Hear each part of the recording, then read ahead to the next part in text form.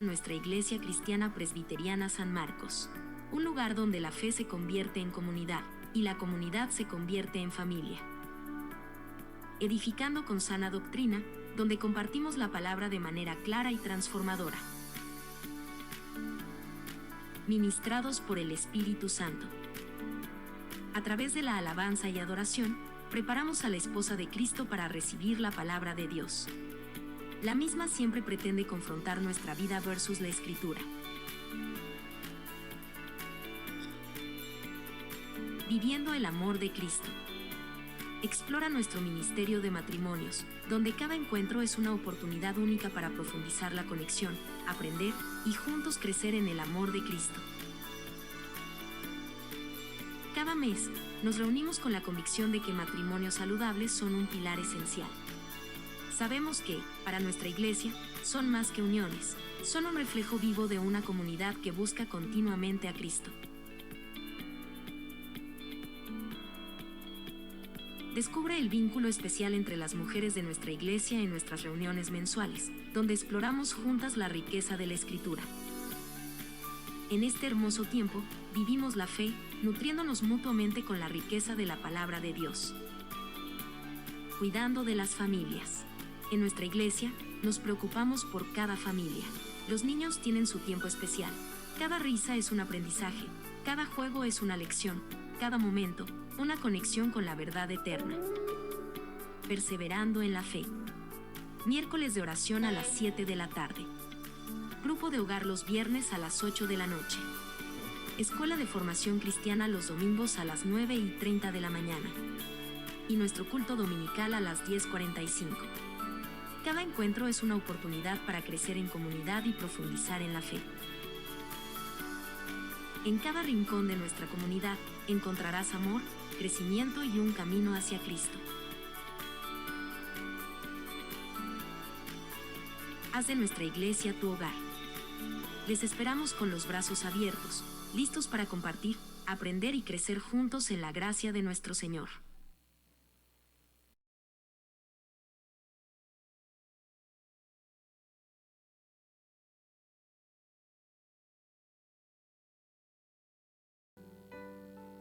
Acercamos nuevamente nuestros corazones al estado de tus pies, Señor, dándote gracias por la vida, dándote gracias, Señor, porque has permitido que nos congreguemos en este día, con la esperanza cierta, Señor, porque en tu palabra dices que cuando están reunidos dos más en tu nombre, Señor, tú estás en medio nuestro. Y sabemos, Señor, que tú recibes nuestra plegaria en oración, plegaria que presentamos hoy, Padre Celestial, para que alivies nuestros malestares, ansiedades, nuestros pecados, Señor, nos sanes de corazón. Por eso te rogamos que tu Espíritu Santo abra nuestro entendimiento, Señor, porque reconocemos que tienes hoy palabra fresca para nosotros. No solamente que seamos oidores, Padre Celestial, sino que seamos hacedores, Señor, para poder ser testimonio de tu gloria y salvación para otras personas, las cuales no te conocen. Que no solamente hoy nos digamos cristianos porque estamos aquí en el culto, Señor, sino que podamos esgrimir esta bandera de salvación, Señor, con alegría y con gozo, para predicar de tu santo nombre, Señor.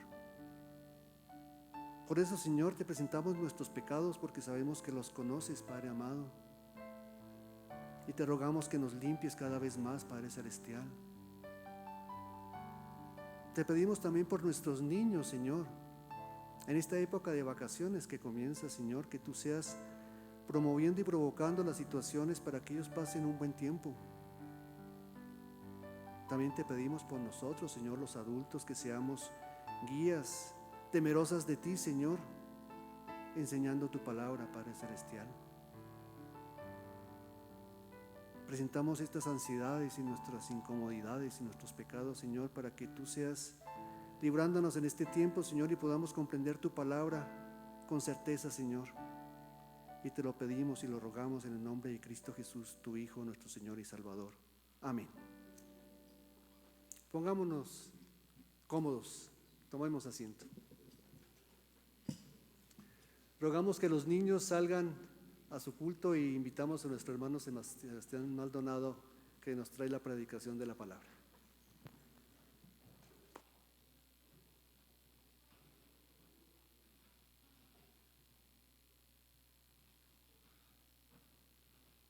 Buenos días, amados hermanos, que el Señor les bendiga una vez más.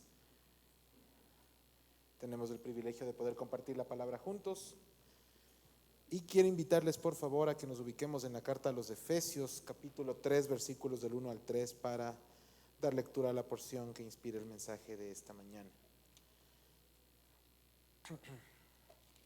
Carta a los Efesios, capítulo 3, versículos del 1 al 13. Conforme lo encontramos, les invito por favor a que nos pongamos de pie.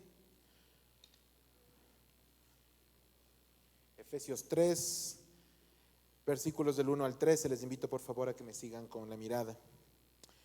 Por esta causa yo, Pablo, prisionero de Cristo Jesús por vosotros los gentiles, si es que habéis oído de la administración de la gracia de Dios que me fue dada para con vosotros, que por revelación me fue declarado el misterio, como antes lo he escrito brevemente, leyendo lo cual podéis entender cuál sea mi conocimiento en el misterio de Cristo. Misterio que en otras generaciones no se dio a conocer a los hijos de los hombres, como ahora es revelado a sus santos apóstoles y profetas por el Espíritu.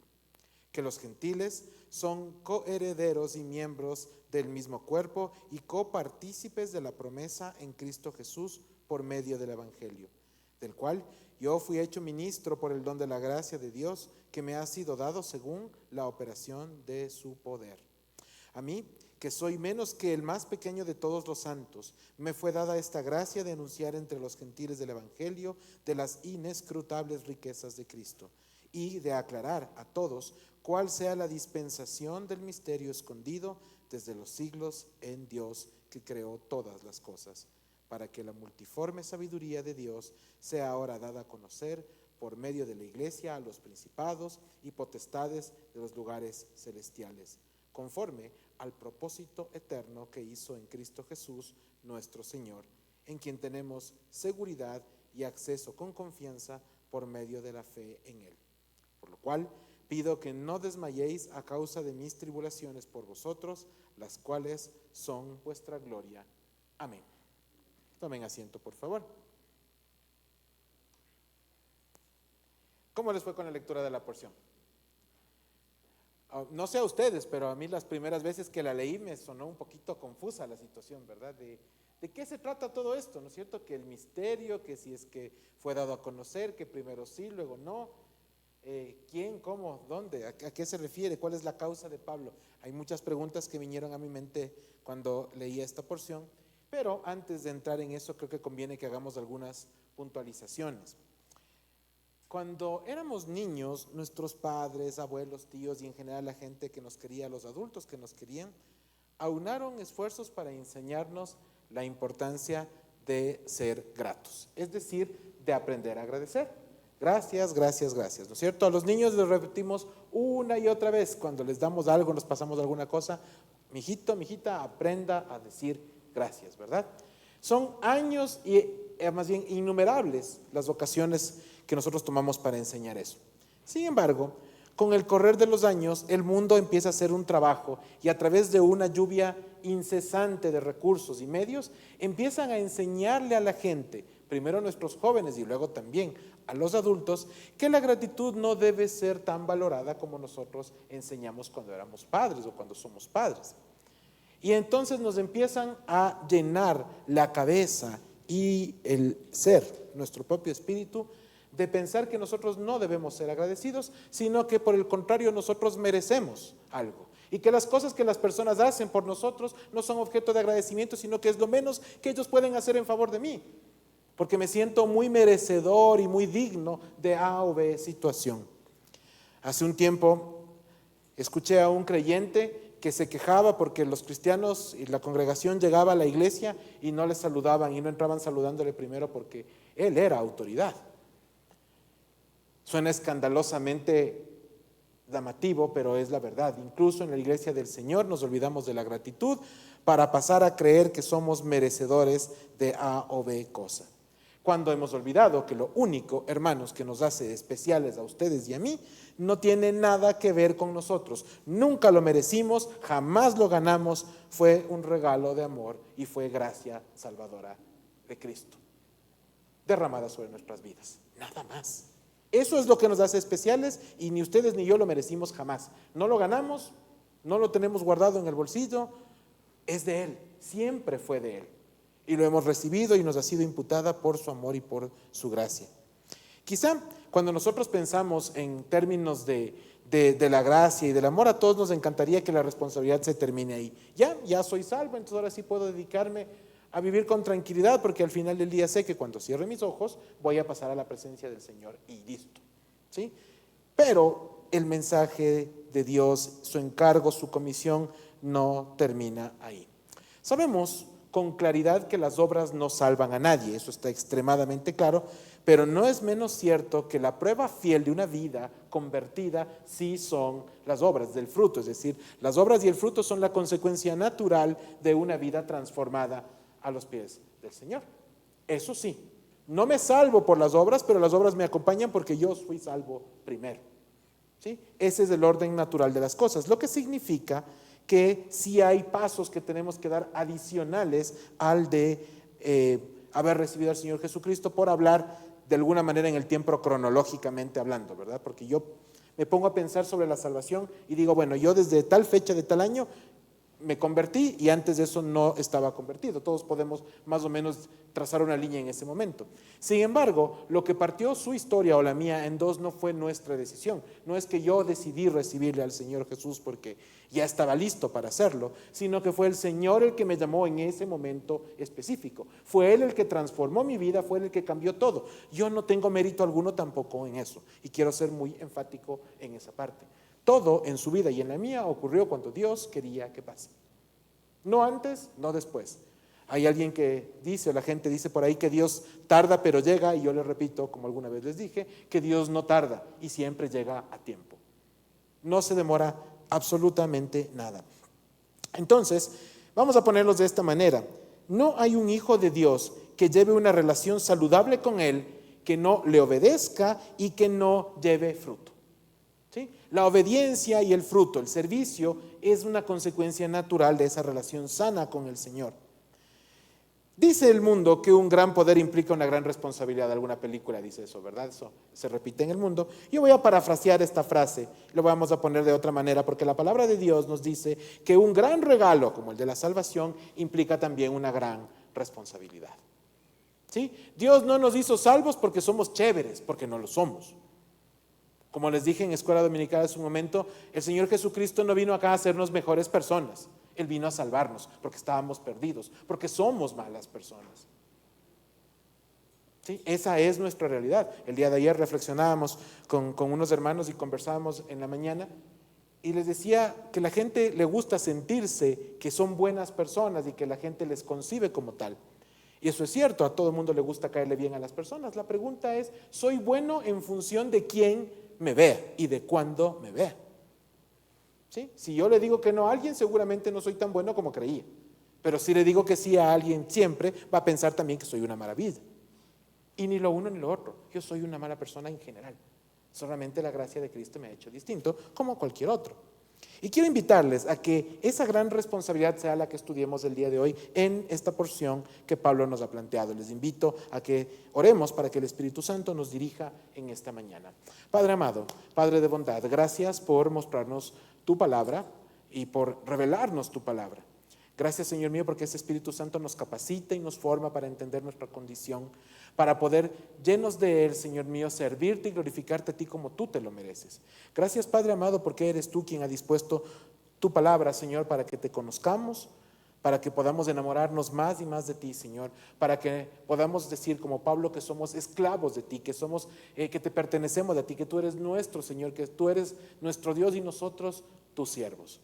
Gracias, Padre, por cada uno de estos corazones y por lo que tienes para nosotros en esta mañana. En el nombre del Señor Jesucristo, amén y amén. Ok. Perdón, no cabe duda de que el ministerio de Pablo fue un llamado muy particular y único, ¿sí? Como no hay otro, ¿no es cierto? En ese tiempo los apóstoles habían iniciado su ministerio enfocándose fundamentalmente en los mismos judíos. Cuando llega el día de Pentecostés en Hechos 2, los apóstoles salen y empiezan a hablar a la gente en las lenguas que ellos conocían, y eso es lo que les llamó la atención.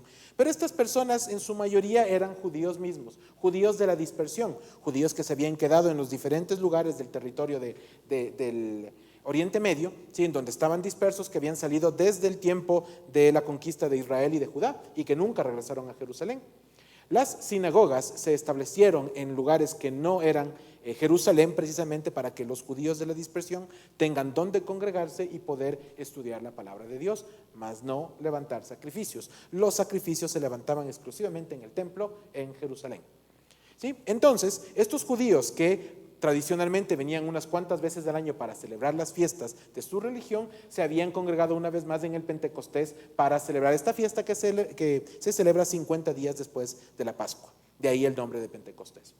En ese momento ellos estaban ahí, y cuando salen los apóstoles y empiezan a hablar en lenguas que ellos conocían, se sintieron pues impactados, ¿verdad? Y les llamó notablemente la atención. Y luego el discurso de Pedro, y todo lo que Dios hizo a través de él para que mucha gente se convirtiese. Algo muy interesante realmente para tratar, no es del objetivo del día de hoy, pero sí señalar que el ministerio de Pablo era particular porque Dios le manda a él ya no a tratar con los judíos, sino a tratar con los gentiles. Gentiles como lo seríamos usted o yo para los judíos igual en este tiempo. Es decir, cualquiera que no era judío era considerado gentil. Y para los judíos de aquel tiempo, no sé si para los de hoy también, los judíos éramos básicamente el equivalente a la leña para avivar el fuego. No servíamos para nada. ¿Sí? No éramos dignos de nada, estábamos aquí solamente para hacer el bulto, porque los únicos que podían ser salvos eran ellos mismos. Entonces Dios le da una encomienda especial a Pablo respecto a este asunto. Como de hecho, Pablo lo repite en varias veces, específicamente en esta carta también. Si hacemos un poquito de memoria, los 3 últimos versículos de la carta a los Efesios del capítulo 2 que leímos la semana anterior, decían: así que ya no sois extranjeros ni advenedizos, sino conciudadanos de los santos y miembros de la familia de Dios, edificados sobre el fundamento de los apóstoles y profetas, siendo la principal piedra del ángulo Jesucristo mismo, en quien todo el edificio bien coordinado va creciendo para ser un templo santo en el Señor, en quien vosotros también sois juntamente edificados para morada de Dios en el Espíritu. Así cerramos el capítulo 2 la semana pasada. Deben saber, amados hermanos, que el ministerio de la predicación de la palabra de Dios no terminó con la vida terrena de los apóstoles. Tampoco terminó con el fin del ministerio terrenal del Señor Jesucristo en su momento. Este precioso ministerio de llevar el Evangelio se ha extendido hasta nuestros días, aquí y ahora. Y si usted quiere ver una parte de ese futuro o de lo que viene, usted va a encontrar gente que seguirá predicando la palabra de Dios como parte del fruto que Él mandó a que demos, todos, ¿sí? Porque la predicación de la palabra no solamente se hace desde el púlpito. La predicación y el compartir de la palabra es una responsabilidad que compartimos ustedes y yo por donde estemos, con quien sea, cuando el Señor así lo determine. Pablo inicia en este caso el capítulo 3 haciendo una referencia a la causa de la iglesia, a la causa del ministerio del que Cristo es piedra angular.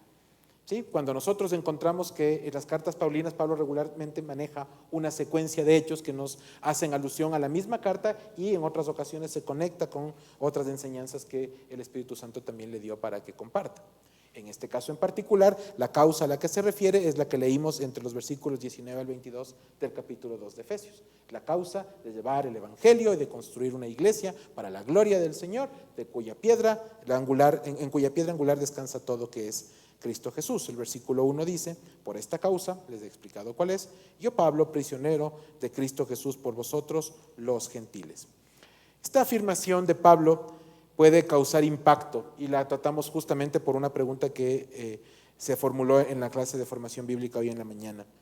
¿Qué tiene que ver este asunto de los esclavos? Y quiero, tal vez no con la misma profundidad con la que lo conversamos en clase, pero sí para que todos lo tengamos claro. Sí, el ser esclavos de Cristo es una de las dos condiciones que un ser humano puede tener. O es esclavo del pecado o es esclavo de Cristo. No hay más.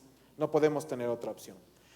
En este caso, nosotros cuando pensamos en esclavos, pensamos en esas personas que están ahí no por su voluntad, sino que están bajo el yugo de un amo opresor que les pega, les castiga, les lleva, ¿verdad?, a hacer cosas que no quieren. Y cuando nosotros hablamos del yugo del pecado, ¿sí?, del cual nosotros sí fuimos esclavos antes de antes de que recibamos la salvación por la obra del Señor Jesucristo en nuestros corazones, sí estamos hablando de ese yugo que nos tiene oprimidos, castigados, encadenados y fundamentalmente condenados. Porque el pecado tiene un solo camino y un solo final, la muerte. La muerte es la separación eterna de Dios. Eso es todo lo que es. No hay nada más por detrás del pecado que eso. Quien piense que el pecado va a traer cosas buenas para su vida, téngame la certeza y déjeme decirle que está equivocado. No hay nada bueno atrás del pecado, solamente hay destrucción, solamente hay muerte. Pero cuando Cristo Jesús rompe eso en nuestras vidas, automáticamente nosotros somos liberados. Pero no somos libres sin apellido, somos libres del pecado. Hemos abandonado el yugo y fundamentalmente la consecuencia de ese pecado en mi vida. ¿Por qué? La sangre de Cristo me ha lavado y me vuelvo acepto a los ojos de Dios. Eso es maravilloso. Pero la palabra de Dios también nos dice que nos volvemos esclavos de Cristo. Esta palabra genera resistencia históricamente en nuestras mentes por el pensamiento que tenemos de ella. Pero la palabra, la raíz griega de doulos, que es la palabra de donde viene este asunto, nos dice que prisionero es igual a cautivo o cautivo igual a siervo. Es decir, que nosotros, cautivados por el Señor, siendo siervos del Señor, hemos resuelto seguirle a Él y buscamos de Él y le necesitamos a Él y nuestra mirada está puesta en Él. Eso, hermanos, es algo precioso, pero tampoco vino de este corazón ni de ninguno de ustedes. Eso vino de la obra del Espíritu Santo en su vida y en la mía. Es el Espíritu el que me hace anhelar a Cristo. Es el Espíritu el que transforma mi vida. Es el Espíritu el que me hace volverme esclavo y cautivo de Él. En lo personal, no tengo ningún reparo en afirmar y decir que soy esclavo de Cristo, porque en realidad el Señor me ha cautivado por su gracia y su misericordia. Y esa obra que hace en mi vida es la misma que hace en cualquiera de ustedes y de los que vendrán también. Es precioso en realidad entender cómo funciona la cautividad en Cristo. Y en este caso Pablo le pone un adicional cuando habla que es por vosotros, les dice a los efesios, los gentiles, aquellos que no eran judíos. En este caso es bien interesante pensar cómo Pablo siempre ubica su ministerio de una manera muy clara. Y de ahí que también recordemos que Pablo y Pedro tuvieron ese primer encuentro fuerte con respecto a la doctrina cuando Pedro y los judíos querían judaizar el cristianismo y querían obligar que los creyentes varones cristianos también se circunciden. Gracias a Dios esa idea no prosperó, ¿verdad? Hasta nuestros tiempos, ¿sí? Y lo que sí sucedió fue que Pablo dejó claro que el pacto de gracia era el que había sustituido al pacto de obras que se abandonó en ese momento específico. Ahora, con eso claro, Pablo avanza y dice, si es que habéis oído de la administración de la gracia de Dios que me fue dada para con vosotros. Los comentaristas bíblicos indican que la parte final del capítulo 2 de Efesios y estos dos primeros versículos eran una especie de oración de Pablo por la iglesia y que esa oración se interrumpe justamente con este versículo 2 para dar paso a algo que Dios le revela en ese momento específico, que no es otra cosa que dar testimonio de su ministerio a los demás. Interrumpe la oración pidiendo por el resto para hablar de la obra de Cristo en él. ¿Sí? Y en esto lo vamos a ver de esta forma. ¿Cuál es la gracia a la que se refiere Pablo? Esto es algo que el Señor mismo anunció en su momento y lo anunció de una manera muy clara. Si nosotros vamos al Evangelio de Juan, capítulo 10, versículo 16, nos encontraremos con la siguiente porción. Decía el Señor Jesucristo, también tengo otras ovejas que no son de este redil. Aquellas también debo traer y oirán mi voz y habrá un rebaño y un pastor. El Señor estaba hablando a los judíos, indicándoles que hay otras ovejas que no eran parte de ellos, pero que también escucharían su voz y serían traídas para conformar un único rebaño del cual Él es el único pastor. ¿Sí? Se acabó. El Señor Jesucristo desde el principio estuvo anunciando claramente a todos que esa raya entre judíos y no judíos no servía de nada, no era algo que sea importante. Esa raya estaba lanzada para dejar claro que la iglesia del Señor era una sola. Y no importa cuál sea tu origen, importa lo que Dios hace en tu vida. Eso es lo que termina por ser más importante y crítico en esto. La voz del Señor, su palabra mismo, estuvo en la boca de Pablo y él fue enviado precisamente para impactar la vida de esas ovejas que no eran parte del antiguo redil de los judíos. Dios dispensó a Pablo el privilegio de ser parte de su plan para llevar la buena nueva, en este caso, a los gentiles como nosotros. Esto no es algo que imaginamos, sino que el mismo apóstol aclara en los versículos del 3 al 7, porque alguna gente piensa que la porción es confusa, no cuando nosotros vamos respondiendo a las preguntas que se nos plantean. Versículos del 3 al 7, que por revelación me fue declarado, refiriéndose a ese misterio, ¿cierto? Como antes lo he escrito brevemente, leyendo lo cual podéis entender cuál sea mi conocimiento en el misterio de Cristo.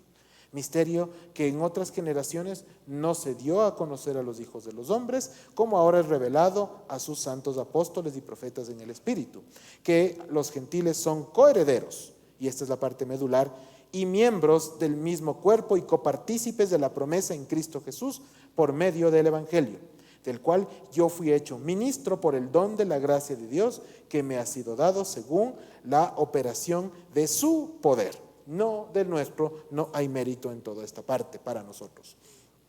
Los judíos pensaban, como les dije hace un momento, y siguen pensando lastimosamente que solo ellos serán los escogidos, que hay un linaje especial por el único hecho de haber nacido judíos.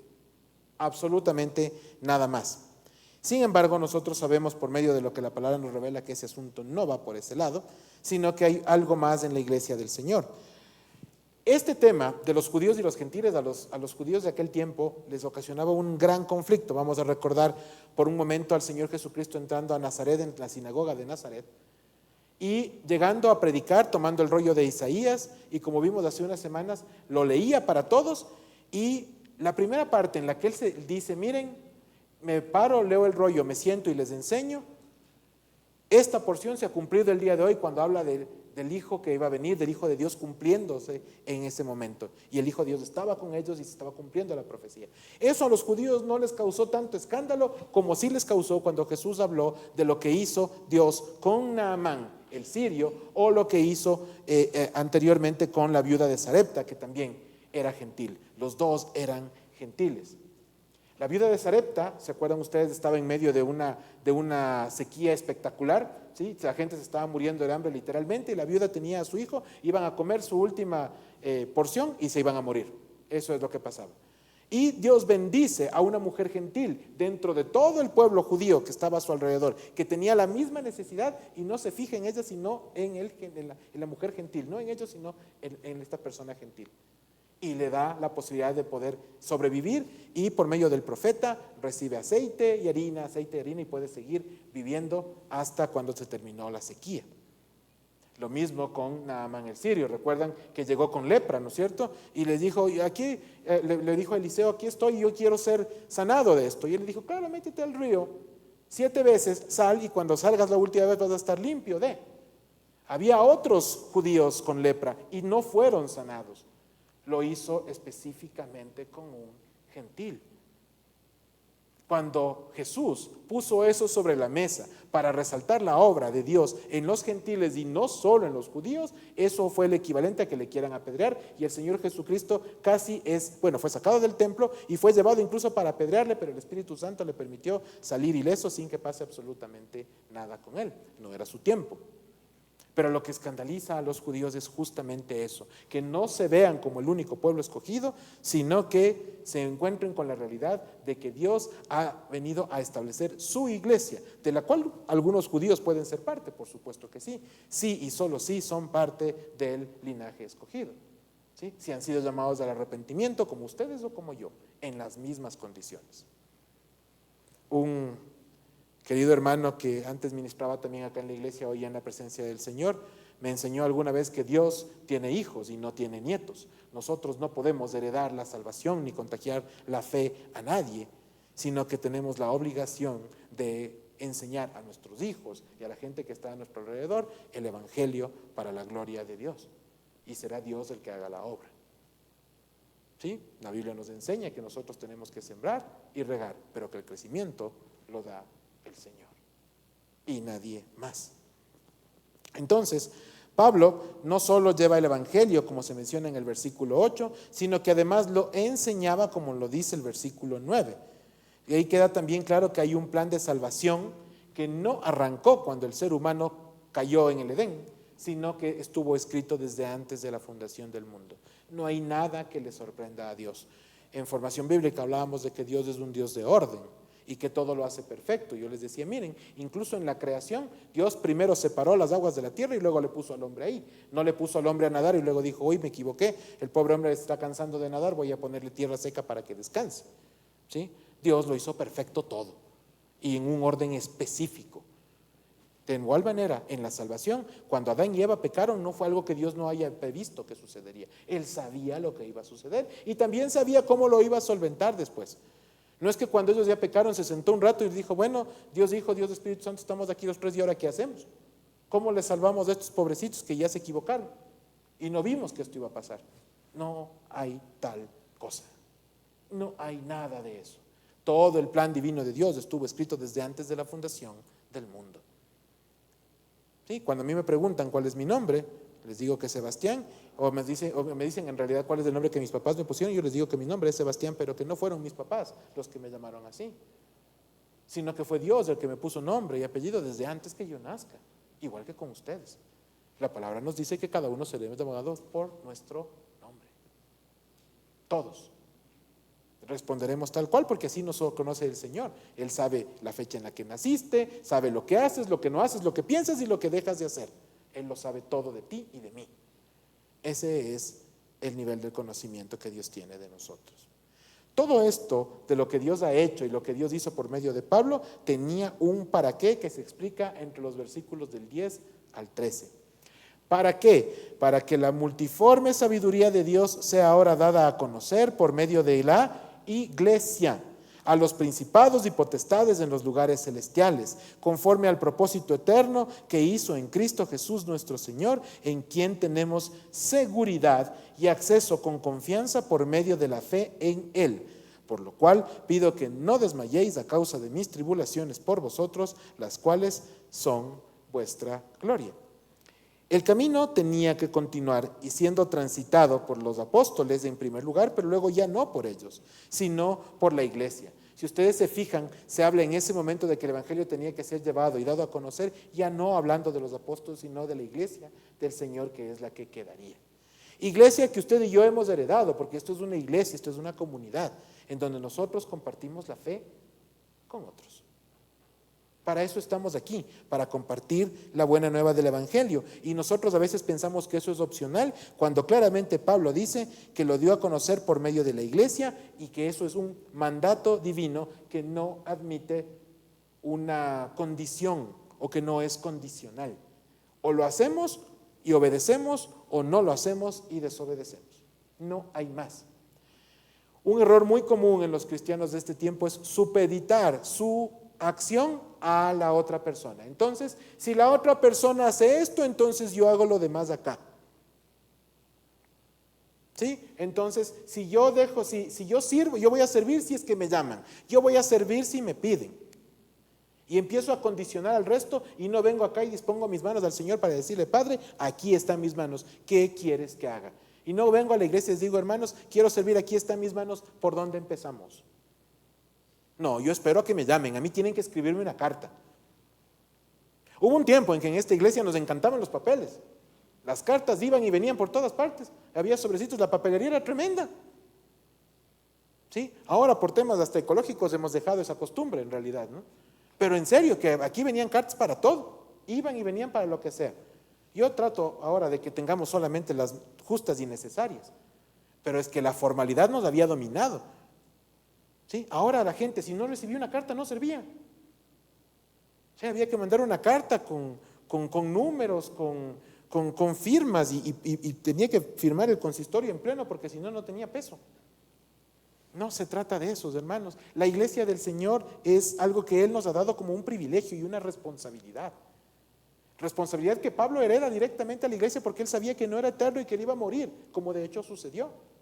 Y como sucedió con el resto de los otros apóstoles. Y como va a suceder con ustedes y conmigo también. Y si nosotros no mantenemos esta este mandato firme y claro, haciendo las cosas, estaremos desobedeciéndole a Dios.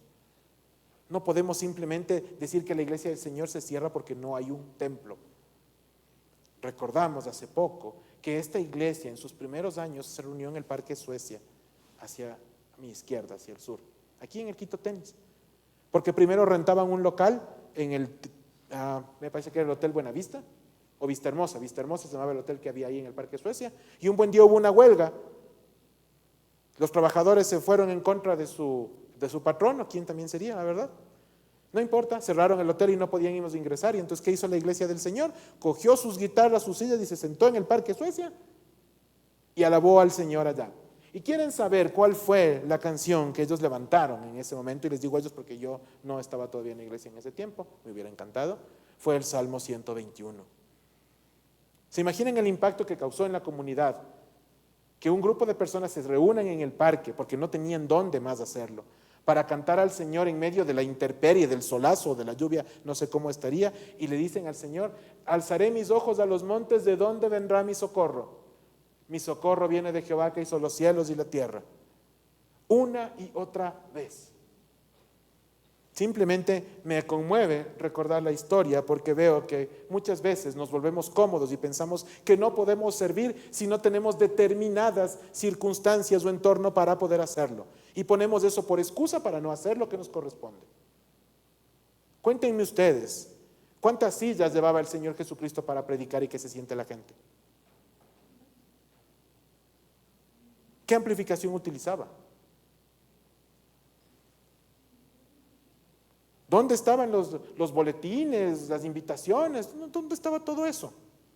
No, el Señor Jesucristo no mandaba cartas, el Señor Jesucristo no utilizó amplificación, el Señor Jesucristo no cargaba sillas, ni los suyos le ayudaban con eso. La gente se sentaba en el suelo y escuchaba al maestro porque el maestro tenía algo que decir.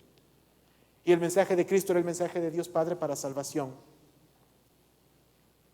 Si el mismo Señor Jesucristo, que podía haber pedido lo que Él quisiera para llevar su ministerio, no lo hizo, ¿quiénes somos nosotros para exigir cosas para hacer la obra que Dios nos encargó? Sí, hermanos, somos nada ni nadie para hacer eso. Gloria a Dios que tenemos comodidades, eso es un privilegio que nos da más responsabilidad, porque si ahora tenemos todo eso que antes no había, tenemos que lograr hacer más de lo que se podía hacer en aquel tiempo.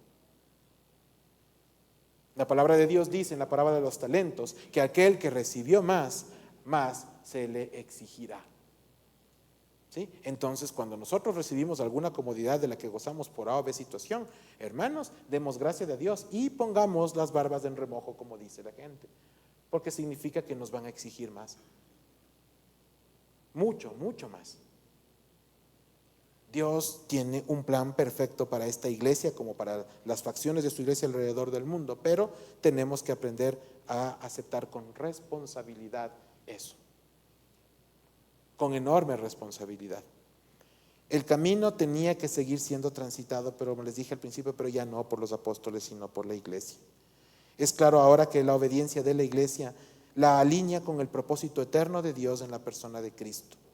Ese plan perfecto y maravilloso que Él trazó no solo es completamente sólido, sino además presenta o representa un camino seguro de acceso al Padre, porque eso dice, esto es seguro, es eterno, es confiable. Las instituciones financieras en el mundo se construyen bajo una premisa fundamental de confianza. ¿Sí? ¿A quién le entrega a usted lo que considera más valioso? ¿A alguien a quien confía o a alguien en quien no confía? En quien confía, ¿no es cierto? Yo no voy a entregarle un reloj de oro a una persona que es desordenada, ¿verdad? Que no me da confianza, ¿sí? Pero le voy a entregar, por el contrario, ese bien que yo considero precioso para mí, a quien o en quien confío. El Señor Jesucristo nos ha confiado a nosotros algo que no merecemos porque no podemos hacerlo en nuestras fuerzas, sino que sabe de la obra del Espíritu Santo y por eso nos decía que nos convenía que Él se vaya para que el Espíritu venga. Y entonces sí nos pueda confiar esa tarea gloriosa de llevar el Evangelio y la palabra de Él al mundo. No hay nada que importe más que eso. Nada, los momentos emocionales, las notas, los milagros no convencen a nadie, no salvan a nadie. Es la palabra de Dios la que convence. porque el Espíritu obra por medio de la predicación de la palabra. Así que cuando usted está escuchando el mensaje de la palabra de Dios, siéntase bendecido, porque Dios tiene un plan para su vida y tiene una razón de ser. Ninguno de ustedes está sentado aquí por casualidad. Hoy tiene algo que llevarse. El versículo 13 es una invitación final a no desmayar en esa empresa, a continuar firmes en la fe sin importar las dificultades propias o ajenas que enfrentamos diariamente. De un modo u otro, siempre nos encontraremos con obstáculos en el camino del testimonio, el servicio y la obediencia, pero solo podemos superarlos de la mano de Cristo. No sé ustedes, pero cada vez que yo quiero comprometerme más con el Señor o quiero hacer algo más por el Señor, automáticamente aparecen los obstáculos. De cualquier color, sabor u olor. ¿Sí? Si está cerca, que por qué están cerca. Si está lejos, ¿por qué están lejos? Que si tengo cosas que hacer o no tengo cosas que hacer, no importa, las excusas vendrán al granel. Y los obstáculos se van a presentar en su vida o en la mía. Pero mayor es el Dios que está con ustedes que cualquier obstáculo que se presente delante de ustedes. Tengan la certeza de que si Dios les ha llamado a algo, Él les equipará para superar el obstáculo que se presente, cualquiera que éste sea. Y déjeme decirle algo, aquí en confianza. Los mayores obstáculos nos los ponemos nosotros mismos. ¿Sí? Nosotros sabemos lo que nos gusta y lo que no nos gusta. Y nosotros queremos servirle a Dios en lo que a nosotros nos conviene o lo que nos resulta fácil. Pero ¿qué pasa cuando Dios nos pide algo que en apariencia es difícil? ¿O ustedes creen que para Pablo fue sencillo abandonar la comodidad de su vida para ir en pos de un evangelio por aquí y por allá, para ser apedreado, maltratado, insultado? Y lo aceptó así con un gusto loco. Yo así me he puesto a pensar en más de una ocasión, ¿qué pasaría si el Señor me invita a sacrificar mi comodidad por hacer más por la obra? Puede pasarnos, a ustedes, a mí, a todos. ¿Qué tan dispuestos estamos a abandonarnos a nosotros mismos y lo que creemos bueno para nosotros para ir en pos del Señor? ¿Sí? Y eso significa que ese gusto, ese algo que a usted le encanta hacer, el Señor le puede exigir que se lo entregue para cambiarlo por algo que Él quiere que usted haga. Póngale el nombre que usted quiera. Es más, piénselo usted mismo. Hoy, primer ejercicio importante, en su mente, para usted y delante del Señor, póngale eso que a usted le encanta hacer, que le fascina, que busca toda la forma y los tiempos y las maneras para hacerlo. Eso piénselo y póngalo en su corazón en este momento. Y pídele a Dios que Él le muestre si es que está dispuesto usted a sacrificar ese algo o ese alguien, no sé, por la obra. Esto no quiere decir que el Señor les vaya a llamar necesariamente a hacerlo, pero sí debe estar claro, porque yo debo estar dispuesto aunque Él no me lo pida. Pablo estuvo dispuesto a sacrificar su comodidad y su vida acomodada por la obra. Jesús se sacrificó a sí mismo y dejó el cielo y la autoridad de su poder y su gloria para caminar con nosotros. Y es lo mismo que nos pide a nosotros hoy y ahora, sacrificarnos al punto de entregarlo todo por Él. Pero Pablo, los apóstoles, el mismo Señor Jesucristo, todos hicieron toda clase de sacrificios, pero si a mí me piden media hora más en la mañana, no estoy dispuesto.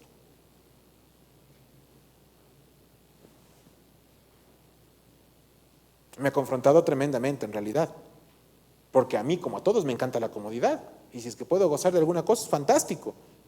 Pero ¿qué pasa cuando el Señor de la obra me llama a sacrificar mi comodidad? No la del vecino, la mía. Y solo la mía. Amados hermanos, cuán importante es vernos con la medida justa a nosotros mismos sin observar a los demás con un falso aire de superioridad moral. Y digo falso porque verdaderamente no tenemos superioridad moral. No la tenemos. Hermanos, no somos más que nadie y sin embargo sí somos bendecidos, muy bendecidos. No merecemos nada sino el mismo destino que el mundo, pero seguimos siendo bendecidos. Somos además, y esta palabra la tengo que repetir, bendecidos por el amor inagotable de Dios, bendecidos por la gracia infinita de Dios, bendecidos por una misericordia humanamente incomprensible. Y es que cuando regresamos a ver nuestras propias vidas no vamos a hallar ni rectitud, ni obediencia, ni sujeción. Somos rebeldes, Nuestra carne es rebelde. Cuando usted revisa su día, creo que es una sana costumbre, quiero plantearle una segunda tarea hoy. Cada noche, trate de revisar las cosas que han pasado en su día. Y si es que usted encuentra visos de rebeldía, esa es su carne aflorando por encima de la obra del Espíritu. Porque usted algo está desajustado. Cuando yo tengo esos visos, esos aires de ser rebelde, hay algo que no está bien en mí. Porque la palabra de Dios nos enseña sujeción, no rebeldía. Yo estoy sujeto a mi Dios, a Él y solo a Él. Eso sacude y estremece, porque el mundo también nos dice que tenemos que ser rebeldes, y hay canciones que lo cantan, ¿sí? Y soy rebelde porque no sigo a los demás y soy rebelde, decía, ¿verdad? Y la gente, y como somos jovencitos, lo cantamos a pecho abierto. Pero la palabra de Dios, que es la que deberíamos cantar de esa manera, o que deberíamos proclamar de esa manera y con esa energía, no nos enseña la rebeldía como algo válido. No, aquí no estamos para ser rebeldes, aquí no estoy para hacer lo que yo quiero, estoy para hacer lo que Dios quiere de mi vida. Y nada más. Y rendir mi voluntad y mi pensamiento, mis intereses ante Dios, es algo que debo estar dispuesto a hacer para cuando Él me lo pida. Y es un ejercicio de cada día. Le invito a que en esta mañana pensemos en algo importante, y esta es la tercera tarea y final. Así como pensamos hace un momento, le invito a que piense en qué cree usted que es lo que debe cambiar para que el mundo cambie. Así como el mismo universo, ¿verdad? Ellos les preguntan, ¿qué cambiaría usted en el mundo para que sea un mejor lugar? Pero usted sí piénselo en serio, ¿sí? Y voy a bajar un poquito más. Piense ahora en una segunda cosa. Piense usted en qué cree que debería cambiar para que esta iglesia sea distinta. Piénselo, si quiere anótelo. Tercero, piense usted en qué debería cambiar usted para que su familia sea diferente, mi círculo más cercano. ¿Qué debería cambiar en la familia para que mi familia sea mejor? Piénselo por un momento y seguramente usted ya tiene unas 3, 4, 5, 6 ideas en mente. Qué lindo, maravilloso. Si esas ideas que usted tiene ahora en su mente y que las está pensando tienen que ver con que el que tiene que cambiar es el vecino que está sentado al lado de usted, déjeme decirle, amado hermano, amada hermana, que está usted equivocado. Está equivocada. Porque cuando hablamos de cambio, el Señor Jesucristo vino a trabajar el cambio conmigo, sobre mí. No sobre mis vecinos, no sobre mis vecinos que están sentados aquí, mis vecinos del conjunto en donde vivo, mis vecinos de trabajo. No, no, no, no, no. El cambio del Señor Jesucristo es individual. El tema es conmigo, no con mi vecino. No es él o ella el que tiene que cambiar, soy yo el que tiene que cambiar. Porque es lo único que yo puedo administrar. Y vuelvo a lo que les dije hace 5 minutos. Yo no puedo condicionar mi comportamiento al del resto. Ni en mi matrimonio. Es que vengo enojado porque mi esposa no me hizo el desayuno. Es una tontería, ¿no? ¿Sí? No, yo hago los desayunos además, así que no aplica para mí tampoco. ¿Sí? Para nada. No tiene que ver con eso. Mi relación matrimonial, mi relación de amistad, mi relación laboral, mi relación eclesial de iglesia no depende de ustedes ni de mí, sino de la relación que tengo con Cristo. Entonces, si yo tengo una buena relación con Cristo y mi esposa también tenemos un buen matrimonio, y si es que los hermanos tienen una relación con Cristo, yo también tenemos una buena relación de iglesia, porque no depende del entre nosotros, sino de Dios con cada uno de nosotros. Y eso es lo que Pablo enseñaba y enseñaba y enseñaba. Le quería enseñar a la gente a que tengan una relación personal con Cristo. Y ni más ni menos. Vamos a ver qué nos dice la primera carta sobre esto de los Tesalonicenses, capítulo 4, versículos del 9 al 12. Pero acerca del amor fraternal, no tenéis necesidad de que os escriba, porque vosotros mismos habéis aprendido de Dios, que os améis unos a otros. Y también lo hacéis así con todos los hermanos que están por toda Macedonia. Pero os rogamos, hermanos, que abundéis en ello más y más, y que procuréis tener tranquilidad y ocuparos en vuestros negocios, no en los del vecino, y trabajar en vuestras manos de la manera que os hemos mandado, a fin de que os conduzcáis, ustedes, cada uno de nosotros, honradamente para con los de afuera, y no tengáis necesidad de nada. La palabra de Dios nos manda a tener una relación con Cristo individual. Porque es facilito pensar en los defectos del otro y en lo que el otro tiene que cambiar. Es súper fácil, pero qué difícil se nos hace hacerlo a nosotros mismos. Por eso, en oración, Hay que llegar a los pies de Cristo y decirle: Señor, revélame por favor el pecado en mi vida. Si soy rebelde, si soy quejumbroso, si soy pretextuoso, lo que quiera que sea, Señor, revélame, quiero ponerlo a tus pies y quitar eso de mi vida, que tú lo limpies, lo quites, para que yo esté aquí con un corazón limpio y dispuesto a hacer lo que tú quieras.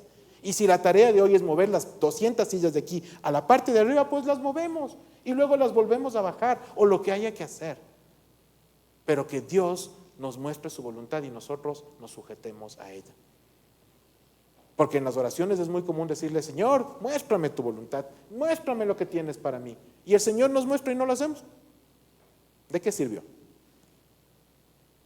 No sirve de nada que Dios revele su voluntad al pueblo si el pueblo no hace lo que su Dios quiere. Y esa es la tarea que tenemos todos hoy. Así que, hermanos, hoy tenemos una tarea importante y nosotros debemos arrepentirnos. Somos nosotros los que debemos pedir perdón, somos nosotros los que debemos perdonar, somos nosotros los que debemos amar, somos nosotros los que debemos dar testimonio primero a los de la fe y luego a quien el Señor quiera. No venimos aquí a representarnos a nosotros mismos. Yo no tengo un letrero aquí abajo que diga que represento a la familia Maldonado Ortiz. No vine a representarme a mí. Cuando usted predica la palabra de Dios, usted está siendo un representante de Cristo. Y esa es la autoridad que la palabra le da a usted para compartir eso con los demás.